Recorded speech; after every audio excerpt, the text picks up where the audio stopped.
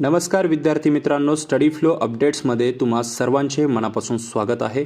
आज आपण एका अत्यंत महत्त्वाच्या GR बद्दल माहिती घेणार आहोत।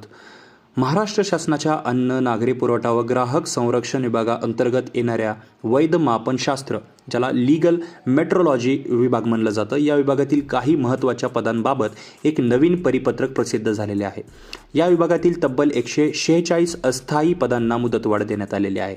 आता ही पदे कोणती आहेत, कोणत्या संवर्गात किती पदे आहेत आणि या निर्णयाचा विद्यार्थ्यांसाठी काय अर्थ होतो हे आपण आजच्या व्हिडिओमध्ये सविस्तर पाहणार आहोत। त्यामुळे व्हिडिओ शेवटपर्यंत पहा। चॅनलवर नवीन असाल सबस्क्राइब करून बेल आयकॉनवर प्रेस करा। तसेच तुम्हाला जर काही एक्स्ट्रा इन्फॉर्मेशन जर रीड करायची असेल तर डिस्क्रिप्शनच्या फर्स्ट लिंकला क्लिक करा। ऑफिशियल डॉक्युमेंट PDF किंवा जर तुम्हाला माहिती मिळवायची असेल तर व्हॉट्सअप आणि टेलिग्राम ग्रुप जॉईन करा। लिंक डिस्क्रिप्शनमध्ये आहे, तिथे आम्ही हे शेअर केलेलं आहे।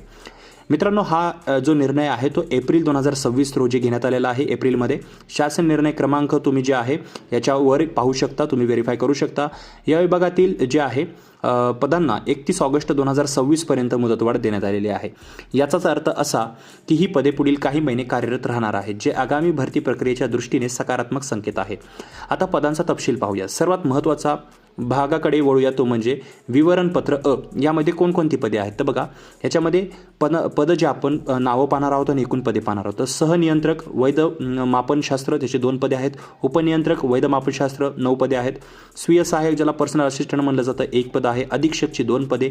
निरीक्षक वैध मापनशास्त्र 56 पदे। वरिष्ठ लिपिक 2 पदे। लिपिक टंकलेखक 13 पदे। प्रयोगशाळा सहाय्यक 2 पदे। क्षेत्र सहाय्यक 45 पदे। वाहन चालकची 2 आणि शिपायाची 12 पदे, अशी एकूण 146 पदे यामध्ये समाविष्ट आहेत। तुम्ही पाहू शकता की निरीक्षक 56 पदे आणि क्षेत्र सहाय्यक 45 पदे यांमध्ये सर्वाधिक जागा आहेत। ही पदे स्पर्धा परीक्षा देणाऱ्या विद्यार्थ्यांसाठी खूप महत्त्वाची आहेत। वाहन चालक आणि शिपाई ही पदे जरी मृत संवर्गात असली तरी ती सध्या कार्यरत ठेवण्यात आलेली आहेत। या जे पदे आहेत ग्रुप डी मधले ते मृत संवर्ग घोषित करायला जातं। हे काय आहे हे ऑलरेडी मी खूप व्हिडिओमध्ये सांगितलेलं आहे, तुम्ही मला कॉमेंट सेक्शनमध्ये विचारू शकता जर माहीत नसेल तर।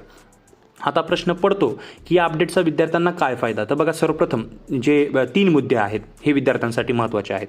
प्रथम, विभागाची सक्रियता।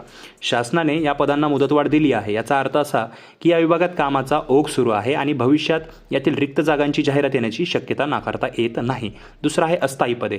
ही जरी अस्थायी म्हणजे टेम्पररी पदे असली तरी सरकारी कामकाजात त्यांना वेळोवेळी मुदतवाढ देऊन पुढे कायम केले जाते किंवा नवीन भरती होईपर्यंत ती भरली जातात। आणि तिसरं आहे स्वाक्षरी। हे डॉक्युमेंट पूजा मानकर, अपर सचिव, महाराष्ट्र शासन यांच्याद्वारे डिजिटल स्वाक्षरित आहेत, त्यामुळे हे पूर्णपणे ऑफिशियल आहे।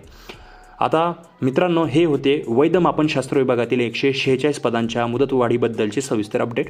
जर तुम्हाला या पदांच्या पात्रता किंवा परीक्षेबद्दल अधिक माहिती पाहिजे असेल किंवा इतर कोणतीही माहिती तुम्हाला पाहिजे असेल तर मला कॉमेंट बॉक्समध्ये विचारा, मी तुम्हाला नक्की रिप्लाय देतो।